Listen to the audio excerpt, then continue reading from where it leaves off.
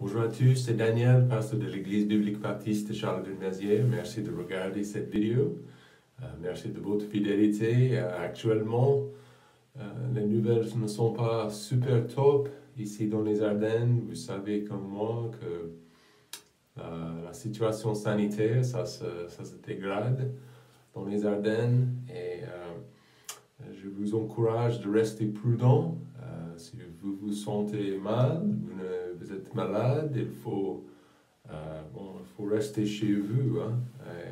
Heureusement, nous avons l'Internet, nous avons YouTube, et on peut profiter de ces vidéos, et j'espère bien que vous serez encouragés par la vidéo aujourd'hui. On va étudier en Ésaïe chapitre 36 et 37. Ésaïe chapitre 36 et 37, c'est le dernier message par rapport des miracles dans l'Ancien Testament. Donc attention, il y en a beaucoup dans l'Ancien Testament. Et on va juste trouver, la semaine prochaine, on va trouver une autre étude, une étude différente. Mais j'espère qu'aujourd'hui, vous serez encouragés au nouveau par rapport à notre Dieu qui fait des miracles. Il fait des miracles toujours. Ésaïe 36, on va juste lire quelques petits versets et on va les étudier un peu de plus dans les minutes qui arrivent. Ésaïe 36, verset 1. Or, il arriva la 14e année du roi Ézéchias, que Sennacherib, roi des Assyriens, monta contre toutes les villes fortes de Juda et les prit. Puis le roi des Assyriens envoya Rabshakeh avec de grandes forces de Laki à Jérusalem contre le roi Ézéchias, et il se présenta auprès de l'aqueduc du haut étang sur la route du champ du Foulon. Et Eliakim, fils de Ilkija, préfet du palais, se rendit vers lui avec Shebna, le secrétaire, et Joach, fils d'Asaph, le chancelier. Et Rabshakeh, il est le vilain, il est le méchant dans l'histoire, leur dit, dites, je vous prie à Ézéchias, ainsi dit le grand roi, le roi d'Assyrie, qu'est-ce que cette confiance sur laquelle tu t'appuies? Je te le dis, ce ne sont là que des paroles. Le conseil et la force sont requis à la guerre. Et maintenant, en qui tu confié pour te révolter contre moi? Voici, tu te confies en l'Égypte en se battant ce roseau cassé qui perce et traverse la main de celui qui s'y appuie. Tel est Pharaon, roi d'Égypte, pour tous ceux qui se confient en lui. Que tu me dis, nous nous confions en l'Éternel, notre Dieu. N'est-ce pas lui dont Ézéchias a ôté les lieux et les autels, disant à Juda et à Jérusalem, c'est devant cet autel-ci que vous vous prosternerez. Maintenant, fais un accord avec mon patron, le roi d'Assyrie, et je te donnerai 2000 chevaux si tu peux fournir autant d'hommes pour les monter. Comment ferais-tu tourner visage au moindre gouverneur d'entre les serviteurs de mon maître, mais tu te confies en l'Égypte pour trouver des chars, des cavaliers? Est-ce que dans son lot que l'Éternel, que je suis monté contre ce pays-ci pour le ravager? C'est l'Éternel qui m'a dit, monte contre ce pays et le ravage. On peut prier. Père, merci de ta fidélité, merci pour ta puissance. Je pense à cette histoire et ce que tu as fait pour Ézéchias et pour tout le peuple de Jérusalem à ce moment-là. Très compliqué, c'était très dangereux, désespéré aussi. Mais tu sais, Père, peut-être il y a quelqu'un qui regarde cette vidéo qui est désespéré aussi. Et on a tous des situations dépassées, compliquées. Je te demande de disposer nos cœurs aujourd'hui. Nous prions toutes ces choses au nom de Jésus. Amen. C'était le 20 décembre 1944. cinq mois avant la fin de la Deuxième Guerre mondiale en Europe, et il y avait un grand problème. Les forces allemandes ils se sont assemblées à la frontière belge. Et ce qu'ils ont tenté à faire, ils ont tenté à arriver vers les grands ports de la Belgique pour couper les renforts américains pour les renforts alliés en Europe. Et en fait, au début, ils ont largement réussi. Les forces allemandes, ils ont fait leur contre-attaque direction Belgique. Mais il y avait un petit problème, ils ont trouvé vers Noël en 1944. Ils se sont arrivés à la ville de Bastogne. Peut-être vous connaissez cette histoire ou non, je ne sais pas. Mais à Bastogne, il y avait un groupe des Alliés, principalement une grande force de 22 000 Américains. Et ils se sont trouvés là-bas et ils ont gardé leur place dans la ville. Ils étaient bien organisés. Ils étaient bien organisés contre les Allemands et même avec les bombardements, même avec une force supérieure de 55 000 soldats, les Alliés ont réussi à défendre la ville et garder leur place dans cette ville stratégique en Belgique.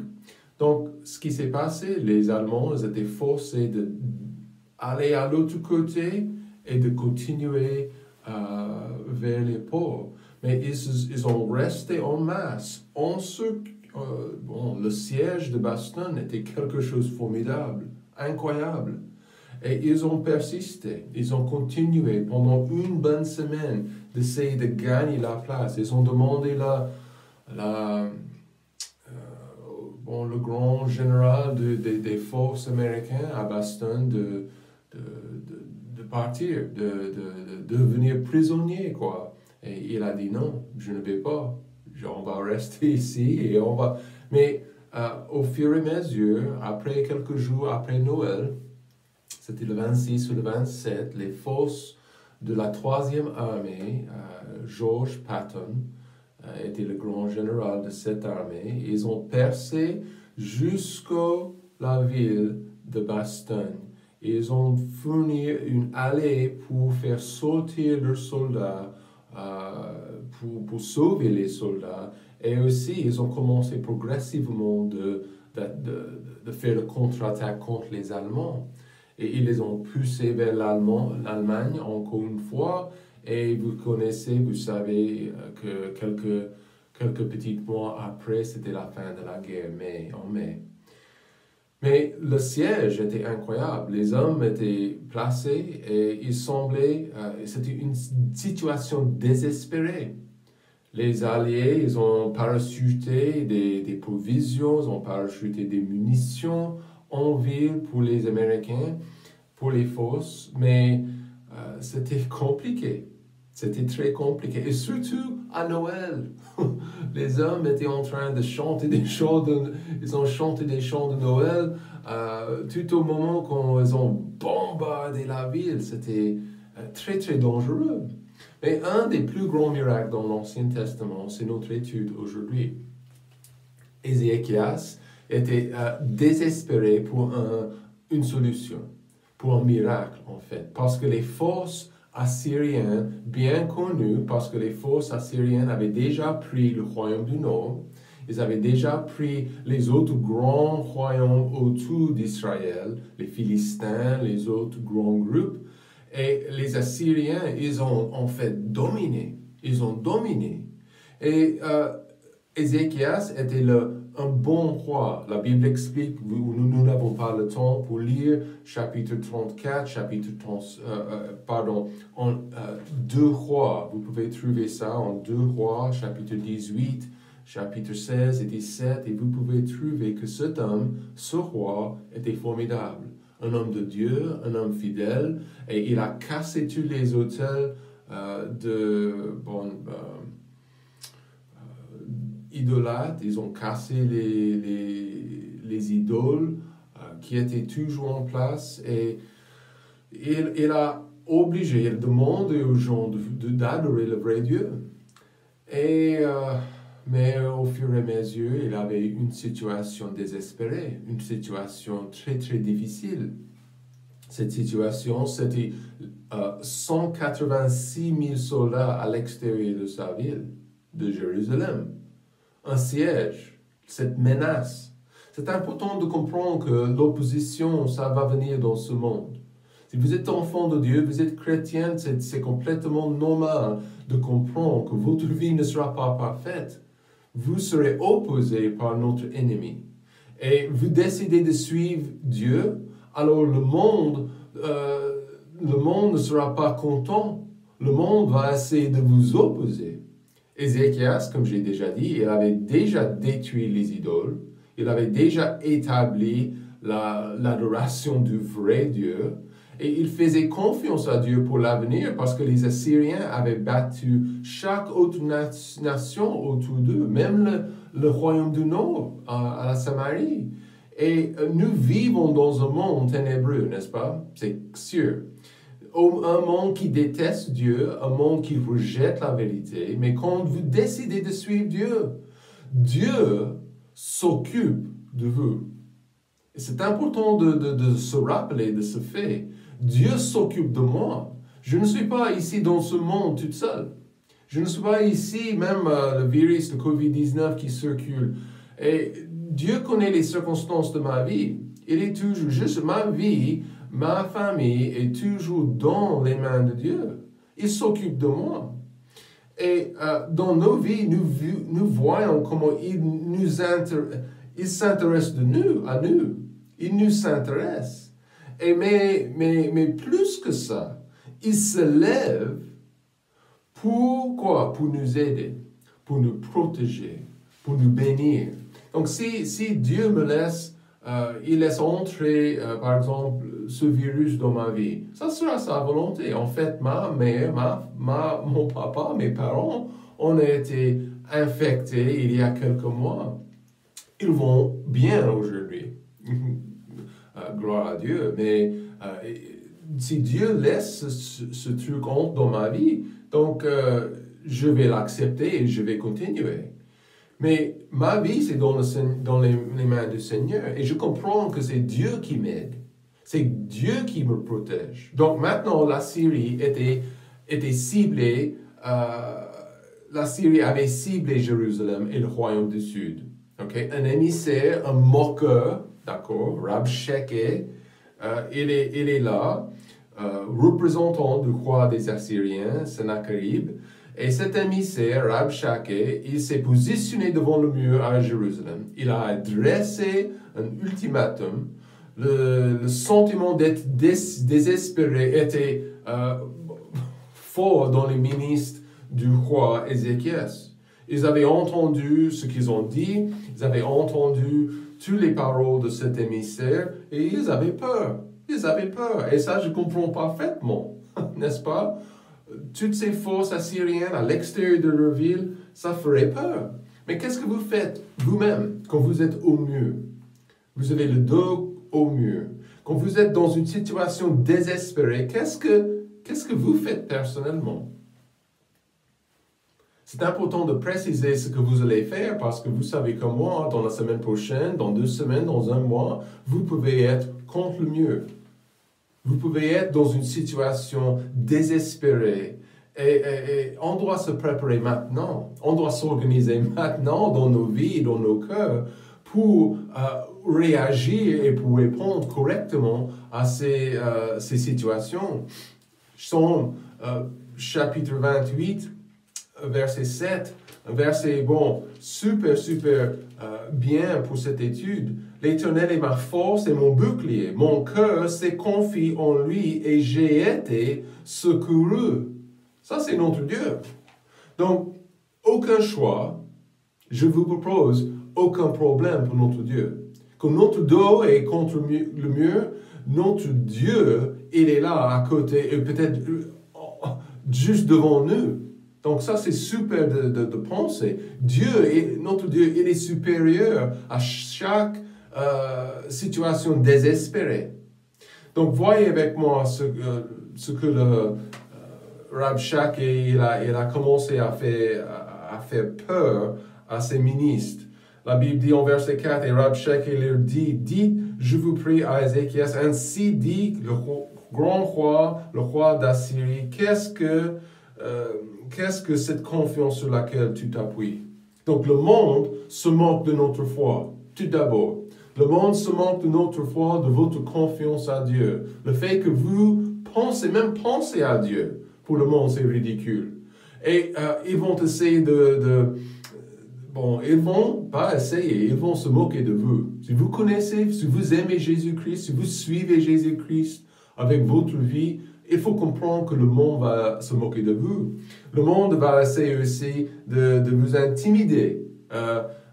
Verset 5, il a dit exactement, le conseil et la force sont requis à la guerre. Et maintenant, en qui tu es-tu confié pour te révolter contre moi? Qu'est-ce qu'il est en train de dire? Je suis plus grand que vous. N'est-ce pas? Il est en train de dire à ses ministres, nous sommes supérieurs, vous êtes petites et nous sommes grands. Vous allez sûrement perdre. Et il dit ça, on va vous battre. Comprends que nous sommes aujourd'hui, si vous êtes enfants de Dieu, sauvés et vous êtes pardonnés, vous êtes déjà gagnants. D'accord? Et je suis basketteur, j'aime bien le basket, et de démarrer chaque match, vous êtes en train de regarder vos adversaires, vous êtes en train de regarder, de se demander si vous pouvez les battre. Et c'est souvent comme ça. On regarde la taille, on regarde les muscles peut-être de ce joueur-là. Et on peut se dire, on va gagner ou on va perdre. Mais dans ce cas-là, le Rab Shach, il a essayé de les intimider. On va vous battre, sûr et certain. Mais ce n'est pas vrai. Dans ce cas, dans cette histoire, ce n'était pas vrai. Et on va voir ce que Dieu a fait. Mais le monde aussi est confondu par rapport de la vraie foi. Verset 7, il a expliqué qu'ils avaient déjà, Ézéchias, il avait déjà battu, il avait déjà détruit les anciennes, les idolâtres, les idoles. Et en fait, c'était une idée folle pour Rab Shach. Et en fait, il a mélangé. On a déjà battu les Philistins, on a déjà battu les autres nations ici, et ils avaient tous leur Dieu. Mais pourquoi est-ce que vous êtes différents à Jérusalem? Ézéchias, pourquoi est-ce que vous êtes différents? Mais il faut comprendre, le monde est complètement confondu par la vraie foi. Mais on ne parle pas aujourd'hui d'une religion. Rab Shach dit que tous les dieux sont pareils. Et ça, c'est exactement ce que le monde dit aujourd'hui. Tout le monde dit, chaque religion, ça même lieu, il n'y a aucun problème. Mais ce n'est pas vrai. Et nous voyons ça clairement dans ce chapitre 36 et 37. Et Dieu a fait un grand miracle. Il a sauvé Jérusalem. Il a sauvé Ézéchias. Il a sauvé son peuple. Rab Shach, il a dit que toutes les religions sont pareilles. Toutes les foi sont pareilles. Mais ça, c'est 100% faux. Si vous connaissez Christ, si vous suivez Jésus, vous êtes, je répète, gagnant. Grâce à lui. Et en verset 10, il y a un petit point aussi. Est-ce que donc sans l'eau de l'Éternel que je suis montré contre ce pays-ci pour le ravager? Et il est en train de dire simplement que c'est grâce à mon Dieu que nous avons battu ces autres royaumes, ces autres villes, ces autres pays. Nous avons gagné grâce à nous-mêmes. Et en fait, cet homme était fier d'être anti-Dieu. Il avait son propre idole, ses idoles aussi, bien sûr. Mais le monde, vous savez comme moi, ils sont super fiers d'être anti-Dieu. Anti-Dieu, fiers de ne pas avoir besoin de Dieu. Le monde pense que le croyant est faible parce que nous nous acceptons Dieu. Mais ce n'est pas le cas. Nous ne sommes pas faibles, nous sommes forts. Et nous sommes forts grâce à Dieu. Donc ils disent que le croyant, le monde dit que le croyant est impuissant. Mais ça c'est faux aussi. Nous avons un Dieu qui est plus grand que tous, plus fort que tous. Et en fait, versets 11, 12 et 13, il a essayé de parler, les ministres, ils ont dit, arrêtez de parler dans cette langue. Nous ne voulons pas que les soldats sur les murs entendent ce que vous dites. Et il a dit, il a parlé aux soldats. Donc ça faisait, pourquoi? Ça faisait peur. Il avait une voix forte. Et il a essayé de faire peur à ces hommes, ces soldats, ces forces juives. La voix la plus forte est typiquement la voix qui a tort. Est-ce que vous avez découvert ça dans votre vie? La voix la plus forte est typiquement la voix qui a tort. Et c'est vrai. Et dans ce cas, Rabshakeh, c'est exactement comme ça. Il a parlé beaucoup. Vous connaissez des gens comme ça? Il a parlé beaucoup, il a parlé très fort, mais il n'avait pas raison. Et versets 16 et 17, il y a toujours une tentation de se compromettre dans notre foi. Et il a fait comme ça. Rabshakeh, il a dit, ok, il faut se soumettre. Il faut se soumettre à nous, aux Assyriens, le roi d'Israël. Faites la paix avec moi et sortez vers moi. Et vous mangerez chacun de sa vigne et chacun de son figuier. Mais le résultat serait quoi? L'esclavage. Il serait en captivité complète. Donc, les hommes ne voulaient pas ça.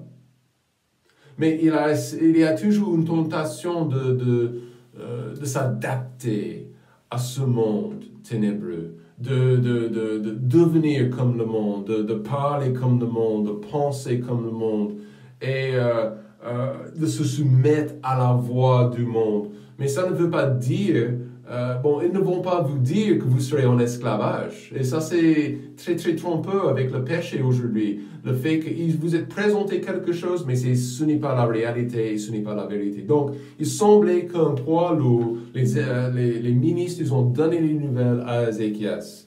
Et Ézéchias, le poids lourd restait sur ses épaules. Qu'est-ce qu'on va faire?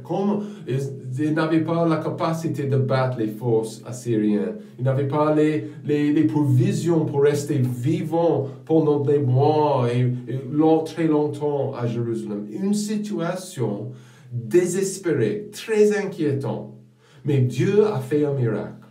Il a envoyé, la Bible dit, voyez la fin de chapitre 37, et voyez ce que Dieu a fait. Verset 36. Un jour, un ange de l'Éternel sortit et frappa dans le camp des Assyriens. Attention, 185 000 hommes. Et quand on se leva le matin, voilà, c'était tous des corps morts. Dieu a fait ça. Donc on se demande, ça c'était un vrai miracle, n'est-ce pas? C'était une situation désespérée, mais nous avons un Dieu qui est capable. Et ça, c'est ce que je veux vous dire aujourd'hui. Il est toujours capable, malgré les circonstances, malgré la bataille, Dieu peut gagner une victoire spectaculaire. C'est à nous d'arrêter de s'appuyer sur l'homme, de soi-même, et de lui faire confiance. Quand vous êtes désespéré, qu'est-ce que vous faites? Voyez rapidement, on ne prend pas longtemps, on va voir rapidement ce que Ézéchias a fait. Numéro 1, quand vous êtes désespéré, chapitre 37, partagez votre foi avec les autres croyants.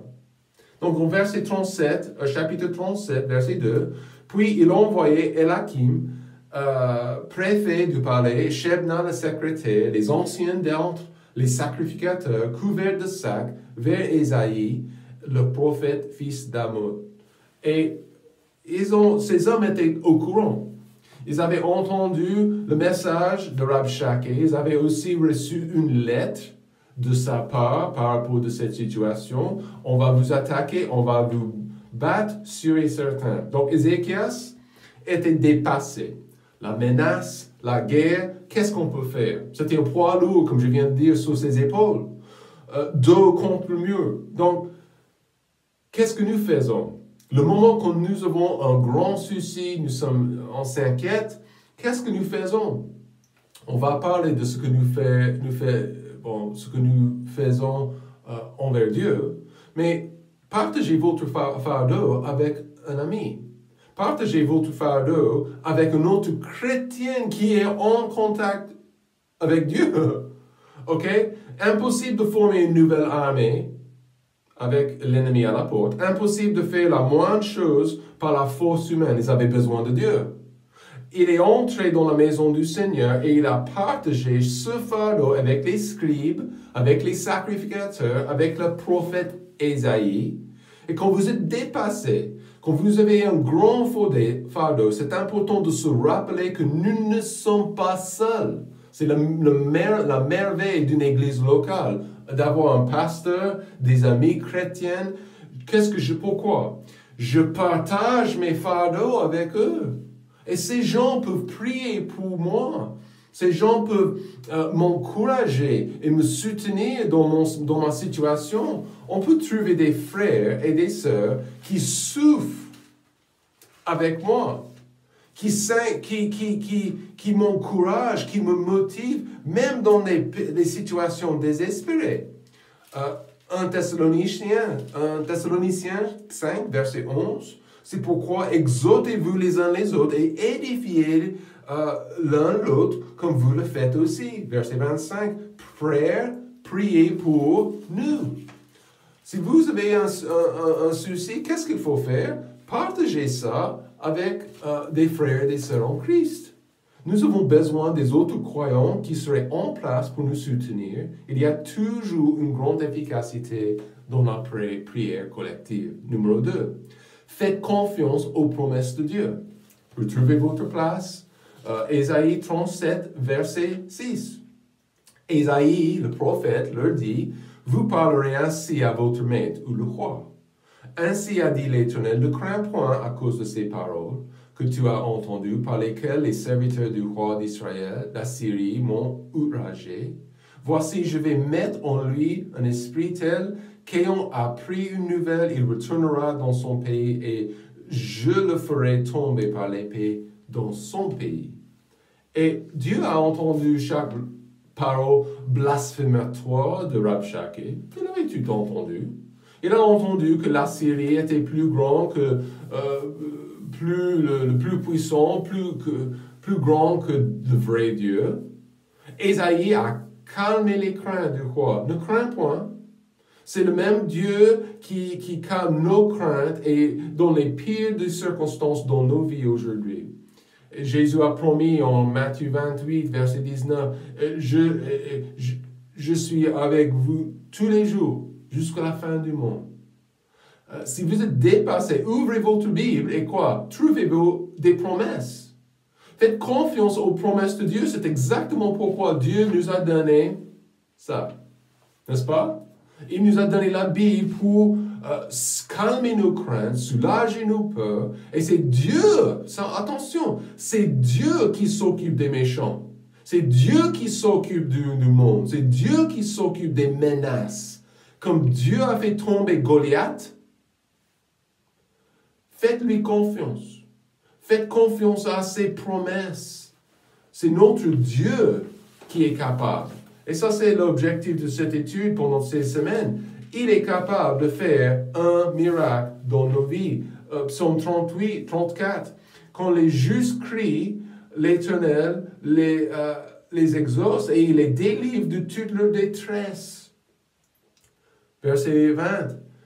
Le juste a des maux en grand nombre, mais l'Éternel le délivre de tous. Quelle promesse! Donc, Ézéchias, ils ont partagé avec des autres fidèles ce fardeau. Ils ont fait confiance aux promesses de Dieu.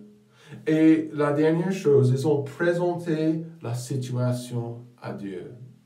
Ça devrait être peut-être la première chose, n'est-ce pas?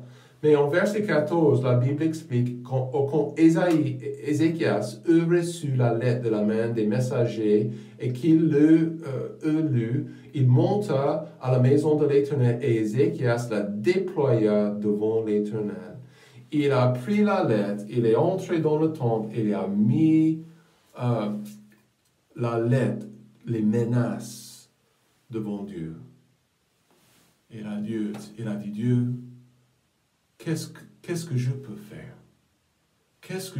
Rien du tout, j'ai besoin de toi. Il a parlé comme ça. Il a prié comme ça. Il n'était pas seul. Il y avait des prophètes, des sacrificateurs, des autres hommes qui ont prié avec lui. Et cette prière collective devant Dieu a changé des choses. La prière change des choses dans nos vies. Le lendemain, qu'est-ce qui s'est passé? Est-ce que Dieu a exaucé cette prière? Oui. L'armée syrienne, une armée de 185 000 hommes, 1000 soldats, ils étaient des cadavres à l'extérieur le lendemain. Quel Dieu! Quel Dieu! Quel miracle! Je vous demande, je vous encourage aujourd'hui, soyez certains que vous êtes purs devant Dieu. La confession quotidienne et régulière. Il a dit qu'il nous pardonnera si nous confessons nos péchés. Donc c'est important de dire, qu'est-ce que je peux vraiment, véritablement présenter ma situation désespérée à Dieu quand je ne suis pas propre à l'intérieur. Présentez cette situation, mais soyez sûr que vous êtes pur devant lui.